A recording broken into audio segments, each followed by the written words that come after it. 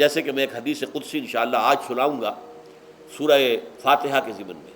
کہ اللہ تعالیٰ کے سامنے جب کھڑا ہو کر انسان جب کہتا ہے انی وجہت وجہی للذی فطر السماوات والارض حنیفا،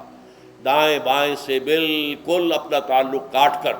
میں نے اپنا رخ کر لیا ہے اس اللہ کی طرف جس نے آسمانوں اور زمین کو پیدا کیا۔ اب یہ توجہ وجہ تو اگر یہ تو ہے چہرہ تو ہم نے کر دیا خانہ کعبہ کی طرف، اندر سے ہماری روح متوجہ نہیں ہوئی، وہ سوئی پڑی، اسے پتہ ہی کچھ نہیں کہ کیا ہو رہا ہے، تو اس صورت میں وہ کیا ہے؟ ظاہری بات تو پوری ہو گئی، نماز کا ثواب ہو جائے گا، فرض کی ادائیگی کا ثواب مل جائے گا، لیکن وہ اصل نماز تو حاصل نہیں ہوتی۔ یہ ہے وہ بات کہ وَإِذَا سَأَلَكَ عِبَادِي عَنِّي فَإِنِّي قَرِيبٌ، اے نبی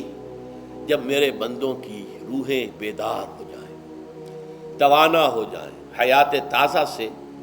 وہ ہم کنار ہو جائیں، اور پھر وہ میرے بارے میں پوچھیں، وہ میرا تقرب حاصل کرنا چاہتے ہیں، تو آپ سے پوچھیں تو کہیے میں قریب ہی ہوں۔ اجیب دعوت الداع اذا دعان، یہ ہے وہ دعا، میں ہر پکارنے والے کی پکار، ہر دعا کرنے والے کی دعا کو سنتا ہوں، قبول کرتا ہوں، جواب دیتا ہوں جہاں کہیں بھی مجھے پکارے۔ اذا دعان، اس میں در حقیقت وہ مفہوم آ گیا ہے، there and then، where ever،